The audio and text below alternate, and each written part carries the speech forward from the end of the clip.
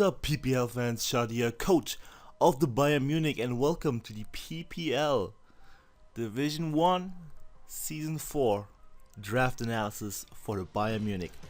I'm excited as fuck, and I hope that you are as well. The draft finished yesterday, I want to say. I could be wrong because I'm stupid. But it just finished not too long ago. Draft stream hasn't happened yet, but you know, this is gonna go up after the stream. So it happened. It was great, I think. Who knows? But yeah, this is gonna go. This is gonna be me going over my draft, telling you what I got, what I didn't get because people hate me and like sniping me, and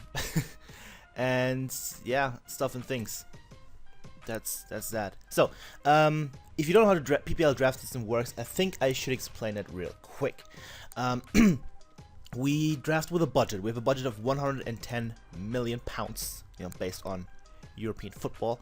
And we have to draft a team between 8 and 11 Pokemon, no mega required, and every Pokemon has its own specific value.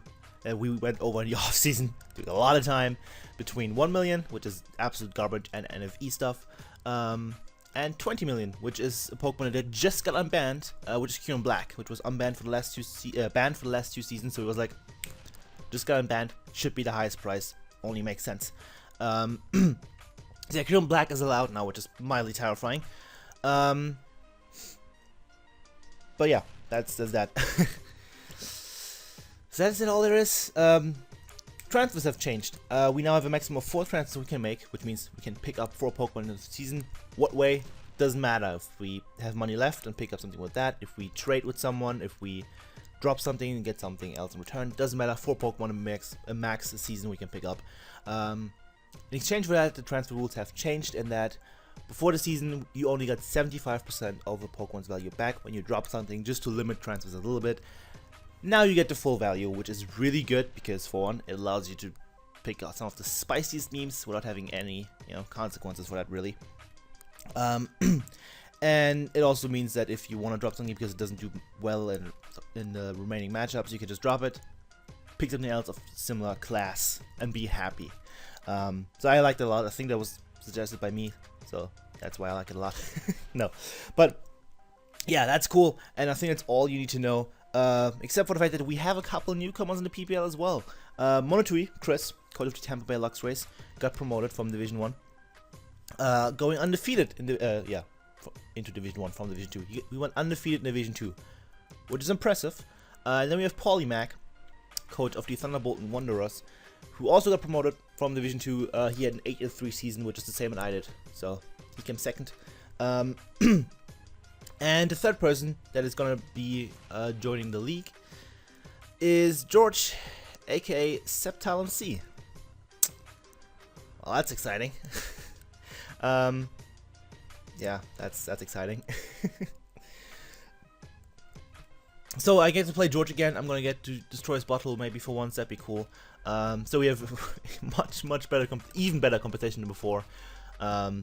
Which, you know, competition was already strong, and now it's ridiculous, and it makes everyone sad. We also have Sam, who was fighting for a title last season. Trav left, who is the person that George is replacing, so we have the title winner leaving for George.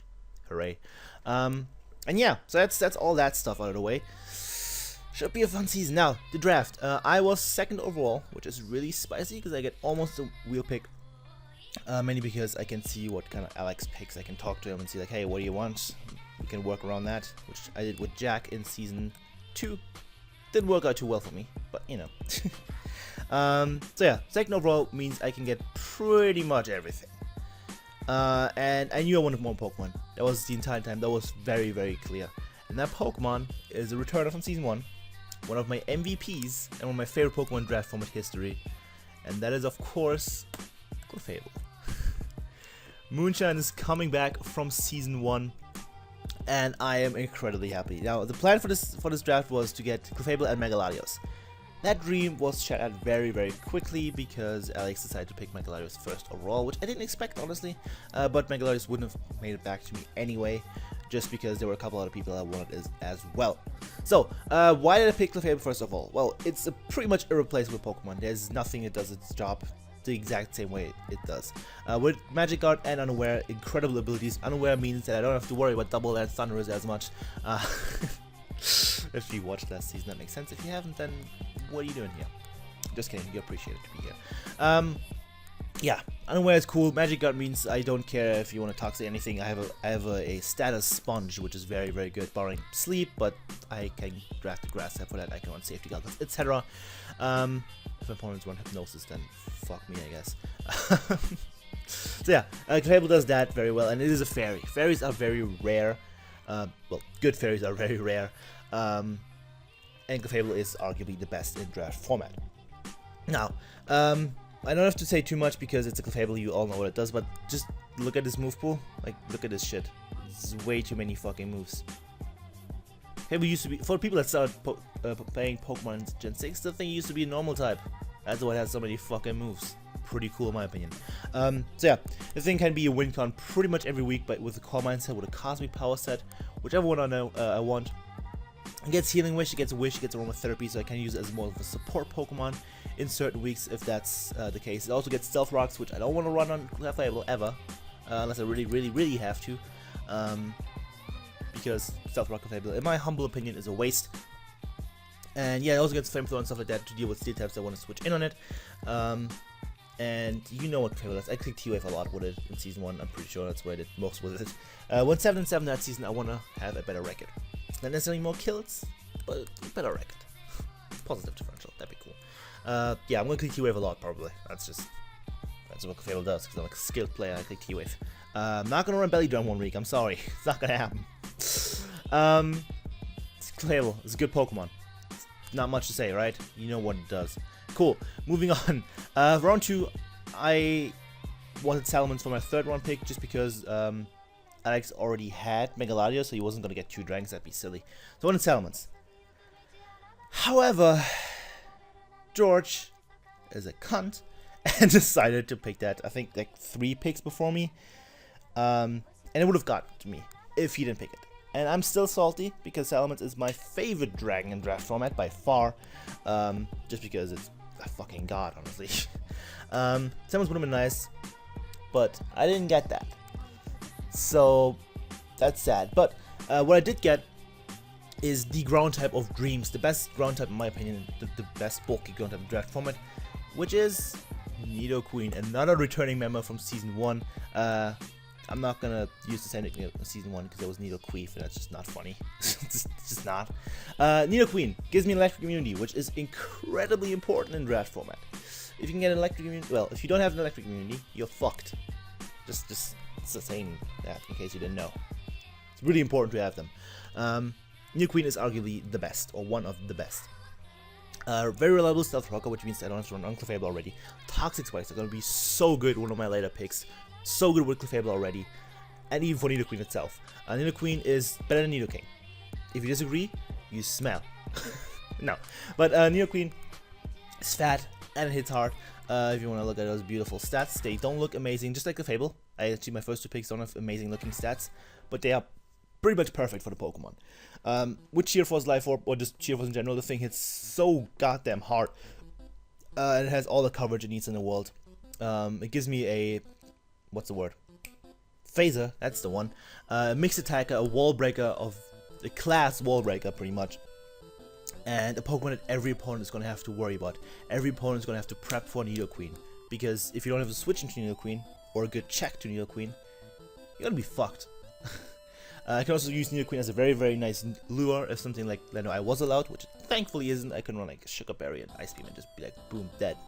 Not that it is that simple, but that could be a thing that might potentially happen if I'm lucky. But yeah, Nidoqueen is amazing. I didn't do well with it Season 1, even though I loved using it. It didn't do amazingly. I think I didn't get a single kill with it until I dropped it for Nidoking because of matchups in that season.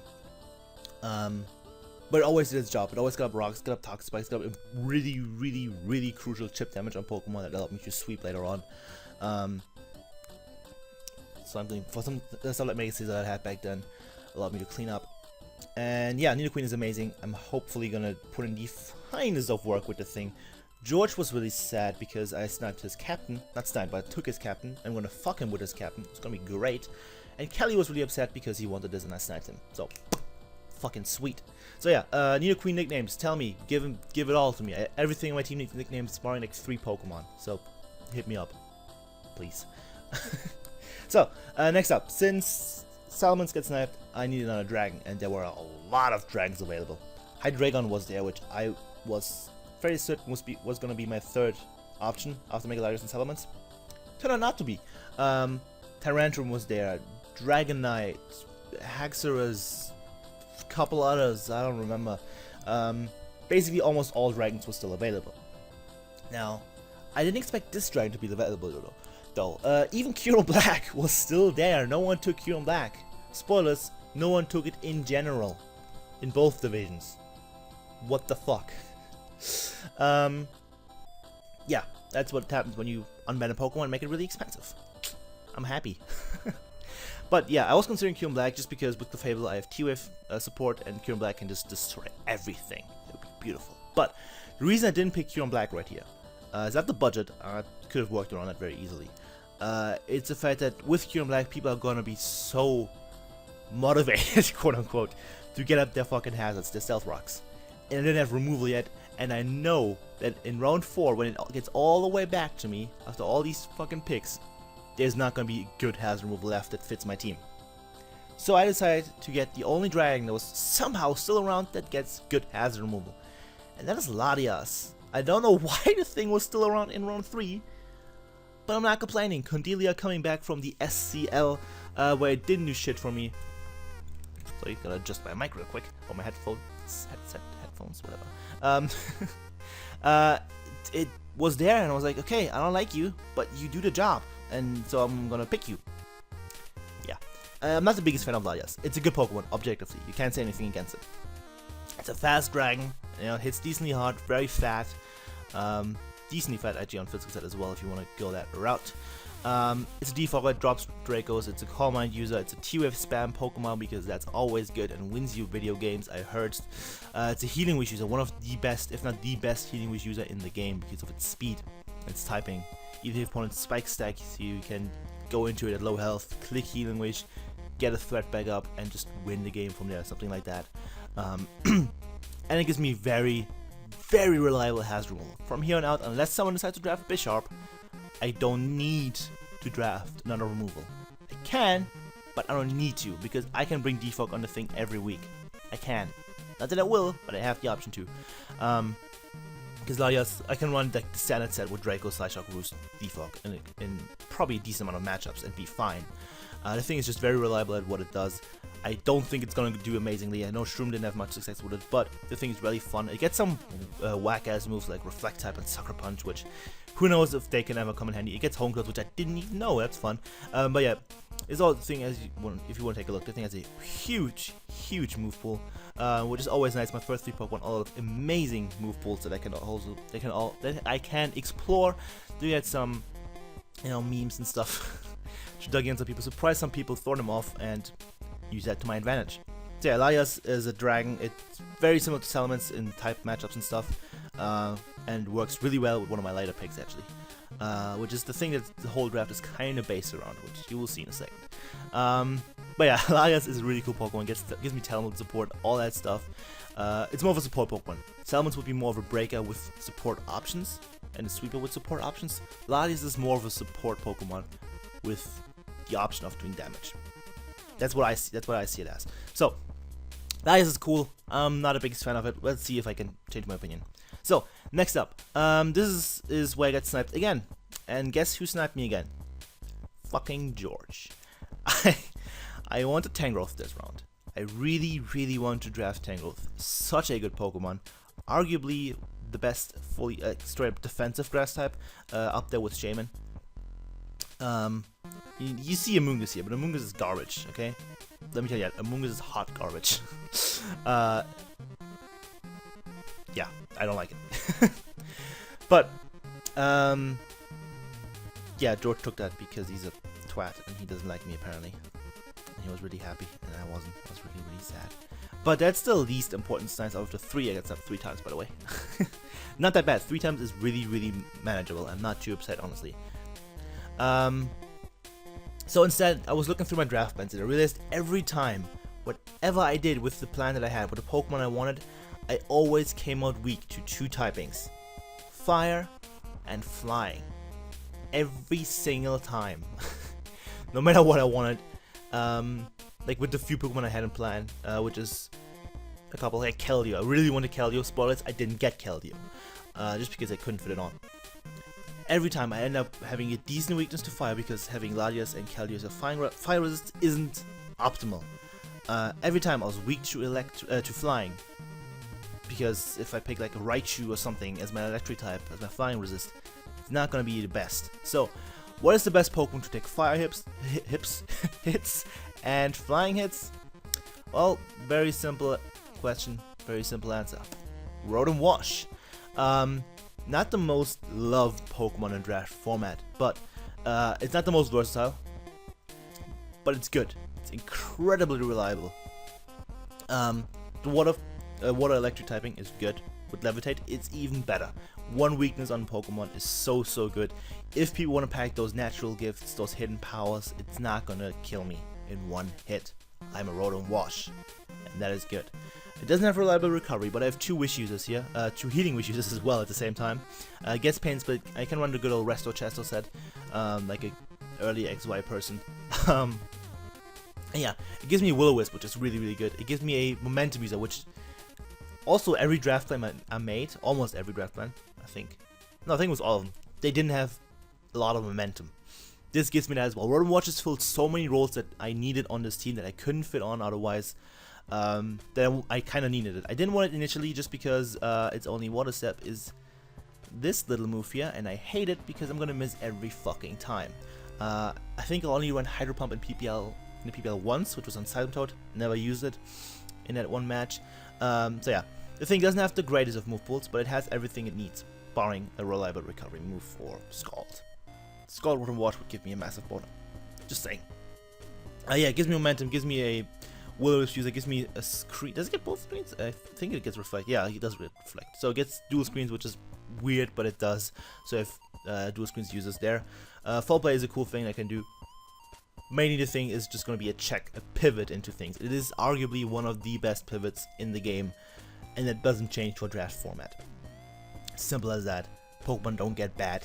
Good Pokemon in standard play don't just suddenly be words. Good standard play Pokemon aren't suddenly just bad in draft format.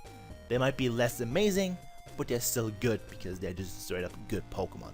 Simple as that. And yeah, Rotom-Wash gives me another T-Wave user, which is cool. I have 3 T-Wave users now. Does anybody get T-Wave? Yeah, it doesn't. Okay, wait. Thunder Wave. Yeah, I'm not stupid. Okay, I thought I was stupid for a second.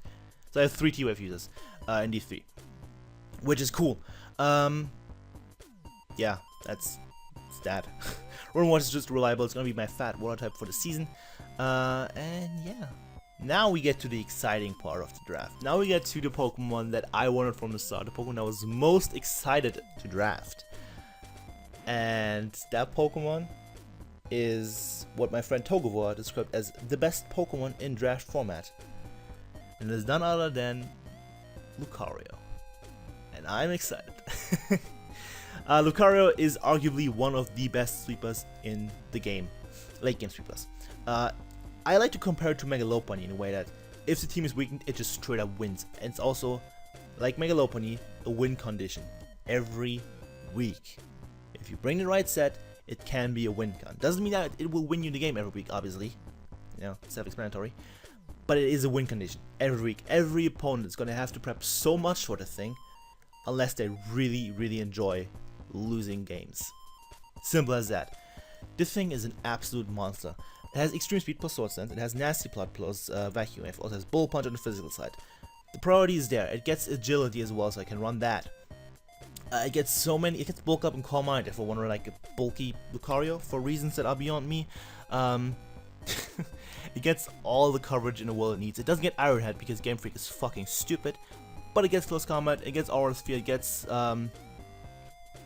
Focus Blast, Flash Cannon, Iron Tail, High Jump Kick, which I'm obviously not going to run because this is not a Mega Lopunny, so it misses High Jump Kicks. And And it gets covered as well out the ass. It gets Ice Punch, it gets fucking Blaze Kick for Ferrothorn because it can't hit it otherwise. It gets so many moves, I'm not gonna go over all of them. Dark Bolt's Crunch are of course really important for fighting type. Shadow Ball as well. And I'm really excited. I know Jolt used the combination of Clefable and Lucario very well. Jolt of the Token Minorities. Very good draft format player. And yeah, this is the thing I was talking about. The 2-wave support is going to be really nice for this. Rotom-Wash as a pivot is really nice for Lucario. Latios is really nice for Lucario because Latios covers all of its weaknesses. And yeah, Lucario is a massive, massive threat, and I hope that I'll get, you know, at least 10 kills. That's the absolute minimum I expect of Lucario. Let's see if I can do that. So yeah, Lucario is amazing. I'm really excited. I don't have a nickname for this one. I don't have a nickname for Rotom-Wash either, so if you have any good ones, then hit me up. So, next up. I don't remember what I got. Right, this is where... Oh yeah, okay, boom. I wanted a Pursuit Trapper. I also realized that other draft plans I made got duggied on by like Calm Minding or just bulky psychic types in general. Barring like Clefable, which can beat them 1v1. Latios can potentially beat some of them 1v1. And then that's pretty much it so far. So I wanted Pursuit Trap, I wanted something fast, I wanted more priority. The more priority you have, even though so far I have technically 4 priority users, only 2 viable ones, Lucario and Nidoqueen. Yeah, I wanted more of that. I wanted speed, I wanted priority, I wanted Pursuit Trap, I wanted knockoff, so there's only one option for that isn't Weavile. That's Sneasel. Sneasel is the mini Weavile. This is gonna be Nyx. Shout out to Fire Emblem Fates. Gonna get a female. And yeah, Sneasel is good. There are people who think it's bad, and those people are fucking stupid. Just straight up, if you think this Pokemon is bad, you are stupid. Just telling you, in case you weren't aware yet. 115 speed is so good. 95 attack is usable. It's good enough for what it does. The thing is a very good check to dragons with Ice Shard. This thing is a very good check to Psychic types with, you know, Stab Knockoff. It gets Taunt, it gets Sword Stance, it gets Low Kick, it gets Poison. It basically does everything Weavile does, just a little weaker, a little slower, and with the option of running a Violet. Not that I'll ever do that, but the option's there. Yeah, Weavile is a good Pokemon. It gives me the option of Pursuit Trapping things that Lucario might not be able to kill late game, so I can weaken those. I can get rid of all those Psychic types and Ghost types that threaten my team, Pursuit Trap them, and be a happy camper.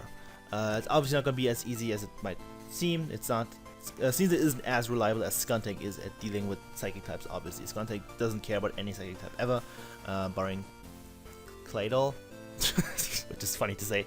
There are a couple others, but it doesn't matter right now. But Sneasel is more offensive. It's fast. I can check them offensively, and that's very, very nice. I wish it could Sucker Punch. It doesn't, but that's fine. It also has Inner Focus, so if someone wants to fake out me with something that wouldn't kill me instantly, like Mega Lopunny, which went undrafted because apparently everyone in this league is stupid, then hey, or had other plans, or both, probably both. I can not get flinched and then kill them, which is what happened to me when I played the Sneasel in the tournament. I don't want to talk about it really. But yeah, this thing is gonna be really, really nice. The stab combination of Dark and Ice is really, really cool.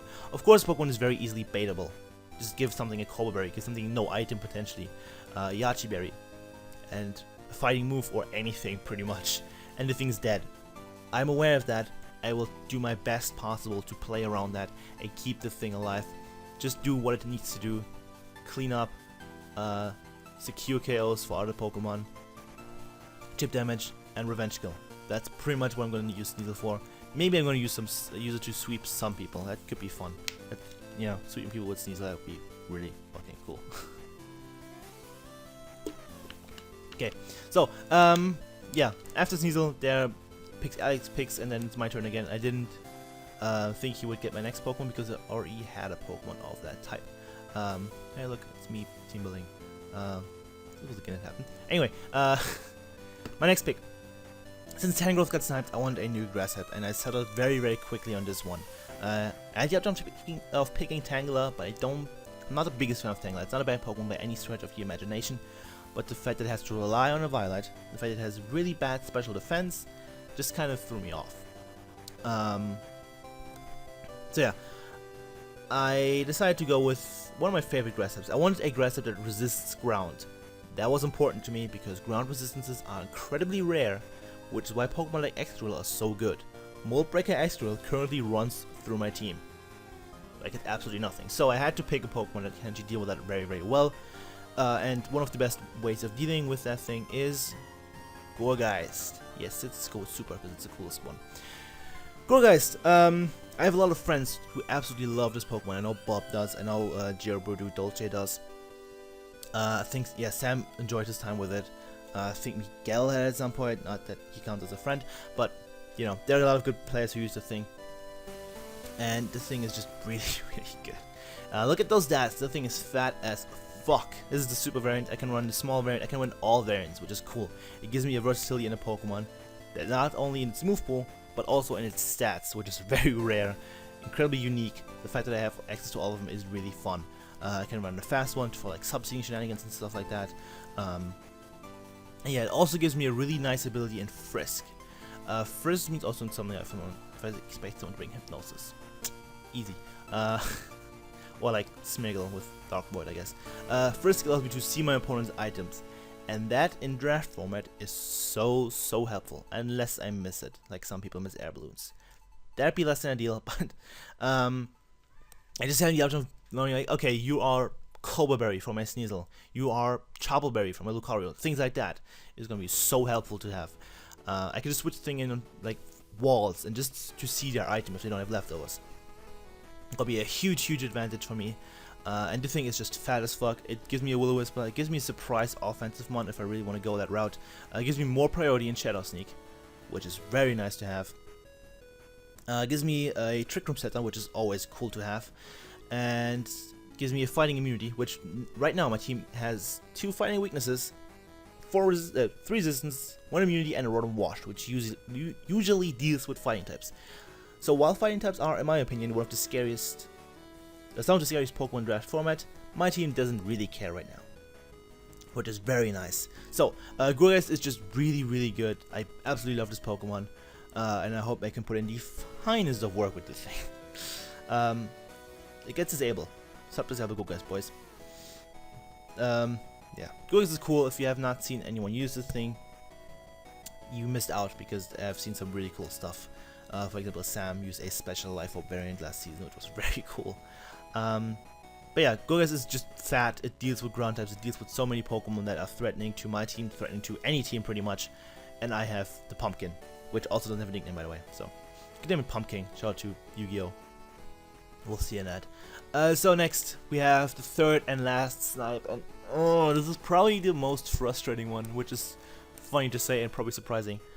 I wanted another Rapid Spinner. I wanted to have a Rapid Spinner just to secure the fact that I can get up Toxic Spikes and still get rid of my opponent's hazards, if I want that to be the case. There weren't many left. All the Rapid Spinners went at pretty much similar time, like 2 runs in a row. I think every Rapid Spinner went, unless they went already like round 1, like Starmie and Excadrill. Everything was gone as viable, so I had to look at lower tiers, and I'm a lower tier player, so I don't mind that. And I realized that I also don't have a Fire type yet. I didn't have one plant necessarily, so I wanted Torkoal. Torkoal is a Pokemon I looked at for a long time that I think has some viability in draft format. Bulky Fire types, see Arcanine, are good. Torkoal isn't amazing, but it can do the job. It's a very reliable Rapid Spinner because almost nothing OHKOs it on physical. Well, nothing OHKOs on the physical side. I'm pretty sure. With its Pedef side, it can take some special hits as well. All's fine and dandy. But Shroomraver decided to be a cunt and sniped that thing from me. I was so upset. That was the most annoying snipe, I think. Like Tangrowth, I'm completely fine with because I got Gourgeist, which I also love. Mence was very sad, but I got Latios, which is fast and, you know, better defogger at least. But not a wall breaker. So I had to look at other things. I was considering Cryogonal, just because fast ice types with freeze ray is cool, but I already had Sneasel, so I didn't want that.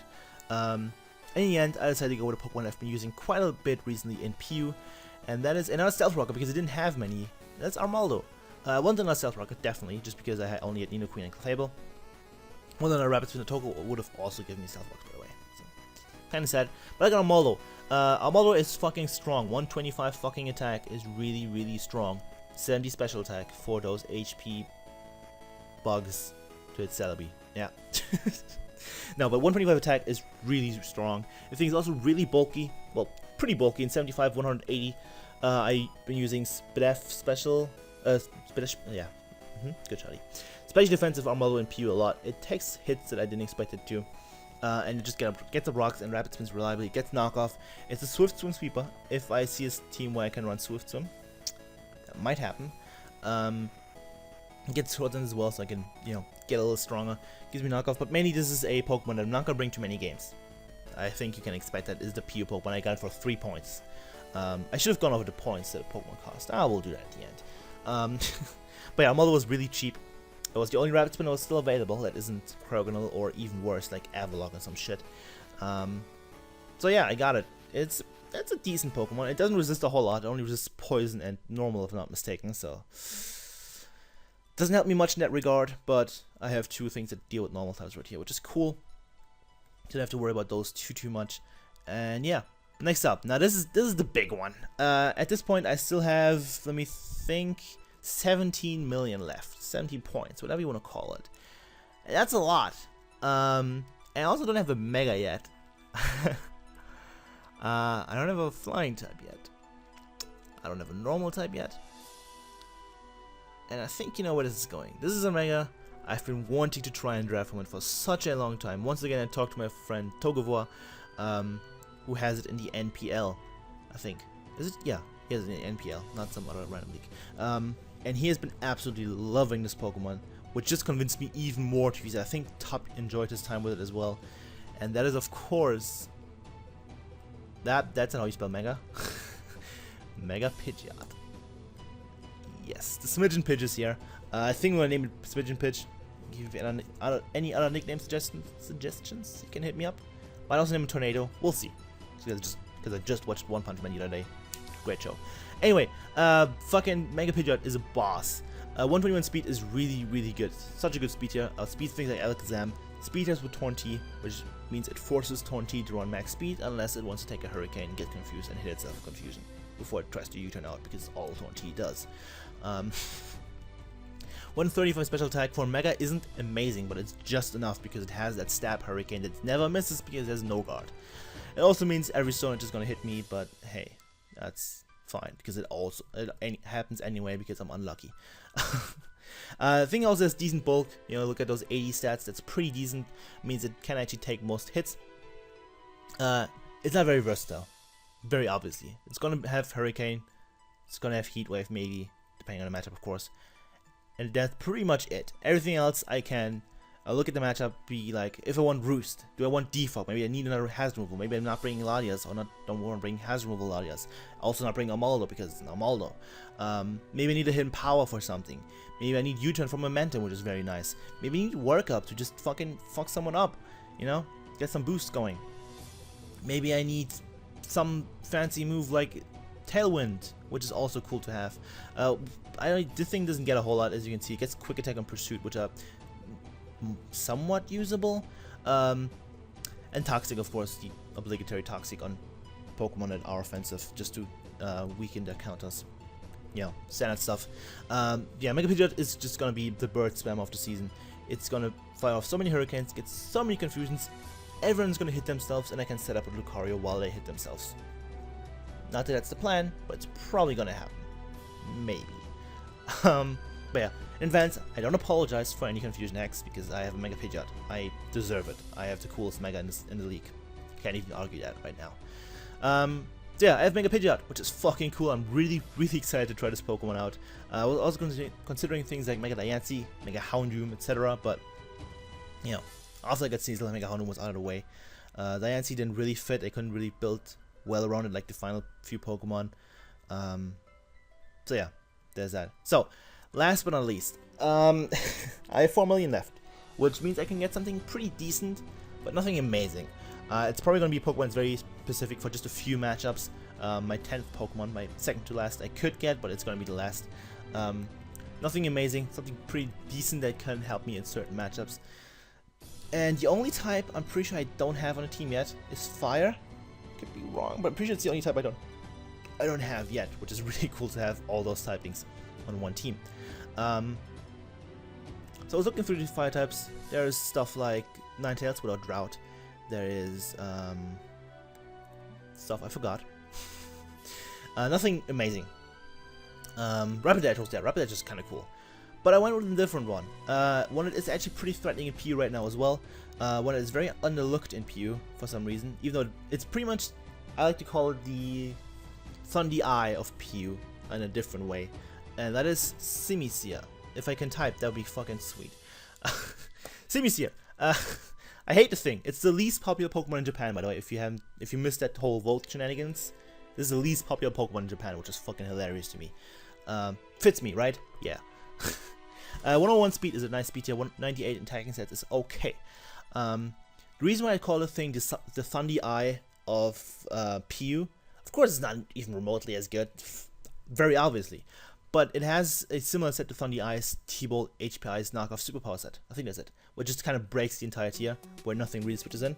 Which is the combination of Fire Blast, knockoff superpower, and then Grass Stunt or Focus Blast. Potentially Gunk Shot if you're worried about the 2 Clefairies that you run into on the ladder. But yeah, this thing has the ability to just wall break the shit out of PU. Obviously not as good in draft as it is in PU. Very obviously, but I can adjust the set to the weak. I can use the thing in very specific matchups where my opponent maybe is weak to fire, maybe my opponent doesn't have the best fire resistances, or I can break through those fire resistance with the coverage that Simisear gets. Nasty Plot is an option I can run. I don't know why it gets acrobatics, but it does, which is totally helpful on a fire type. And yeah, Simisear is cool. I think George drafted Simisage in the GBA and then dropped it for Sceptile, understandably. But yeah. Simisear also gives me another knockoff user, which my headset is moving around again. So I have 3, I'm pretty sure. Could be wrong. Yeah, 3 right now. 4 with Clefable, right. Yeah, the thing is not going to be coming to many games, much like Armaldo. But if I bring it, it's probably going to put in work. Kind of like Vanillux last season, which only brought to 1 game, but it went 2-0 and got a freeze and didn't die. And won me the game. So, there you go. Yeah, Simisear is cool. I kind of want to try it out and see how it goes. I'm not going to rely on it ever. Like, it's just there. If I see a matchup, boom, fuck him up, please, and make fun of my opponent. Because he lost to the Simisear. And that says that. So yeah, that is the team. That is the Bayern Mewnich for PPL Season 4. I hope you guys enjoy. I hope you guys like the team, because I'm pretty excited about it. It's not a 10 out of 10 team. It's a fun team. It's like a solid 7 out of 10. You know, that's what where I would put it roughly. And I think I'm going to have a lot of fun with this team. I already decided I'm probably not going to win this season because, you know, there are people that are just straight up better than me in this draft. And people who are luckier than me.